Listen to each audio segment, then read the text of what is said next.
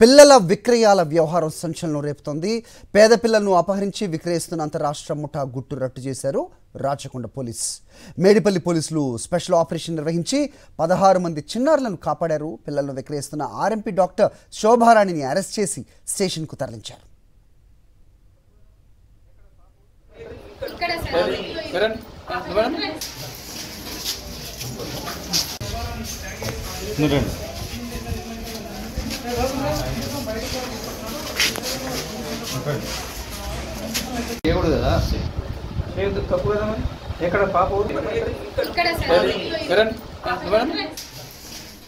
Rachakonda commissionerate పరిధిలో జరుగుతున్న సంచలన విషయాలు వెలుగు చూసాయి. రాచకొండ కమిషనరేట్ పరిధిలో పిల్లల విక్రయాల వ్యవహారం ప్రస్తుతం సంచలనం రేపుతోంది. పేద పిల్లలను అపహరించి విక్రయిస్తున్న అంతర్రాష్ట్ర ముఠా గుట్టు రట్టు చేశారు రాచకొండ పోలీస్. మేడిపల్లి పోలీసులు స్పెషల్ ఆపరేషన్ నిర్వహించి 16 మంది చిన్నారులను కాపాడారు. పిల్లలను విక్రయిస్తున్న ఆర్ఎంపీ డాక్టర్ శోభారాణిని అరెస్ట్ చేసి స్టేషన్కు తరలించారు.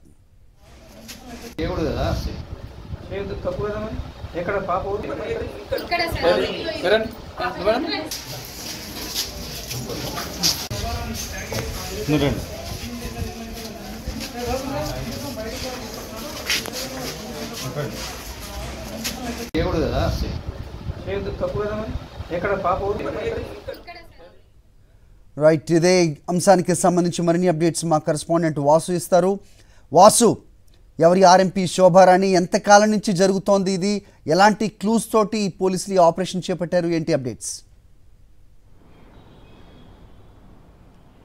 ఎస్ సరే, మనం గతంలో ఇప్పటివరకు చూస్తూ ఉన్నాం. కేవలం మారుమూల ప్రాంతాలు, పాలమూరు సంబంధించిన నల్లగొండ గిరిజన తండాల్లో మాత్రమే పిల్లల విక్రయాలు చూసాం. కానీ ఇప్పుడు తాజాగా రాచకొండ కమిషనరేట్ నగర శివారు ప్రాంతమైనటువంటి ఫిర్జాదుగూడలో ఒక ఏదైతే ఫస్ట్ ఎయిడ్ సెంటర్ ఉమారాణి అన్నటువంటి ఎవరైతే ఒక మహిళ ఉన్నారో ఆమెకు సంబంధించి ఒక ఫస్ట్ ఎయిడ్ సెంటర్ నిర్వహిస్తుంది. 4,30,000 ఒక ఆడపిల్లను విక్రయానికి పెట్టిన నేపథ్యంలో కూడా ఒక ఫౌండేషన్ సంబంధించి అక్షరజ్యోతి అనే ఫౌండేషన్ సంబంధించినటువంటి స్వచ్ఛంద సంస్థ పిల్లల విక్రయాలు కొనసాగుతున్నాయని వాళ్ళ ఒక స్టింగ్ ఆపరేషన్ నిర్వహించారు.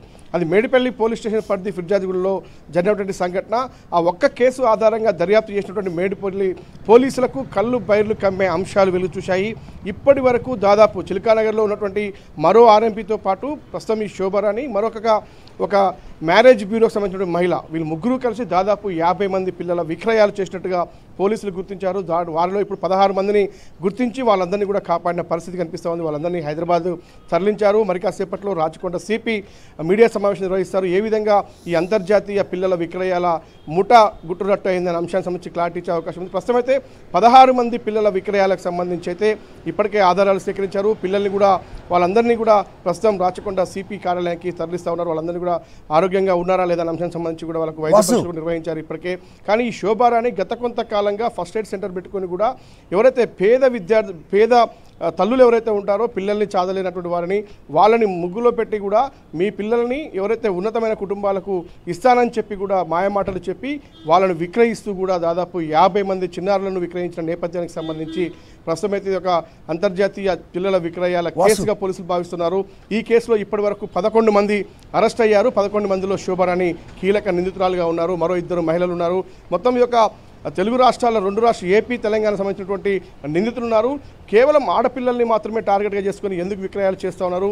ఇంకా మిగతా 16 మందిని ఇప్పుడు కాపాడారో మిగతా 34 మంది పిల్లలు ఎక్కడున్నారు, వాళ్ళని ఎక్కడికి తరలించారన్న కోణంలో కూడా దర్యాప్తు సాగాల్సి ఉంది. ప్రస్తుతం అయితే నిందితులందరినీ కూడా మరి కాసేపట్లో మీడియా ముందు ప్రవేశపెట్టబోతూ ఉన్నారు. ఇదంతా కూడా ఒక అంతర్జాతీయ స్థాయిలో ఆడపిల్లల విక్రయాలు కొనసాగుతున్నట్టుగా ప్రస్తుతమే స్పష్టమవుతూ ఉంది. దీనికి సంబంధించి మధ్యాహ్నం 1 గంటకు రాచకొండ సిపి మీడియా సమావేశం నిర్వహించబోతా ఉన్నారు. హరి రైట్, ఎవరెవరి దగ్గర నుంచి ముఖ్యంగా ఈ పిల్లల్ని ఎవరిని నమ్మబలికి తీసుకుంటున్నారు అనేది ఒక క్వశ్చన్ అయితే, మిగతా 34 మంది చిన్నారులు వాళ్ళని ఎక్కడెక్కడికి తరలించారనేది ఏదైనా రికార్డు ఉందా? వీళ్ళ దగ్గర నుంచి ఆ ఇన్ఫర్మేషన్ రాబట్టగలిగారా పోలీసులు?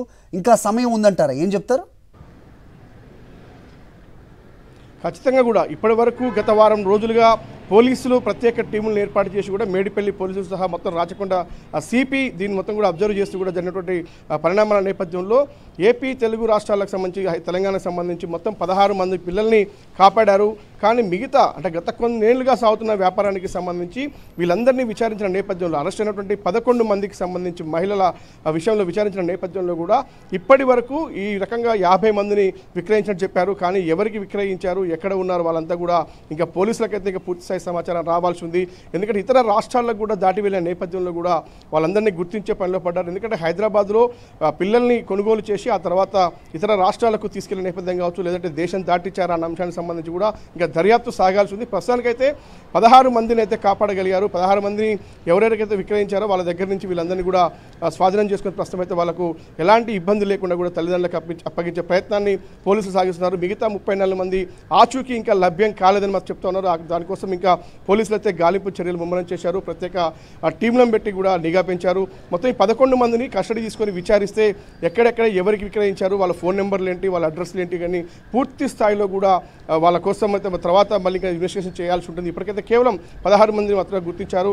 ఒక పాప 3 నెలల పాపకు సంబంధించి 4,30,000కు విక్రయించేందుకు ప్రయత్నాలు సాగిస్తున్న నేపథ్యంలో శోభరాని అరెస్ట్ చేశారు. శోభరాని విచారించిన నేపథ్యంలో 11 మంది పాత్ర వెలుగులోకి వచ్చింది. 50 మంది విక్రయాలు, 16 మందిని కాపాడడం, ఇక మిగతా 34 మంది కోసం కూడా పోలీసులు అయితే గాలింపు చర్యలతో పాటు ప్రత్యేక టీములను ఏర్పాటు చేశారు.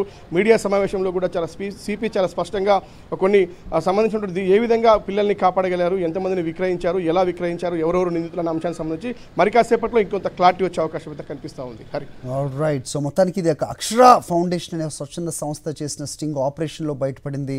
మరి పోలీసుల కళ్ళు గప్పి ఇంత పెద్ద ఎత్తున 50 మంది శిశువులను విక్రయించారు అంటే కనుక వీళ్ళ నెట్వర్క్ ఏ రకంగా ఉంటుందో తేలాల్సిన అవసరం. అలాగే ఒక్కొక్క శిశువుకి ఎంత మొత్తంలో డబ్బులు చేతులు మారాయి, అది నిజంగా పేద తల్లులకు ఎంత మేరకు వెళ్ళాయి, ఈ శోభారాణి యాక్టివిటీస్ ఏ రకంగా ఉన్నాయి, సో కేవలం ఆడ శిశువుల్నే విక్రయించడానికి గల కారణాలేంటి, అనేక క్వశ్చన్స్ ఉన్నాయి. సో మీడియా సమావేశం నిర్వహించబోతున్నారు పోలీసులను తెలుస్తుంది. వీటిల్లో ఈ వివరాలు ఏమైనా తెలుస్తాయో లేదో చూద్దాం. Thanks for the inputs Vasu.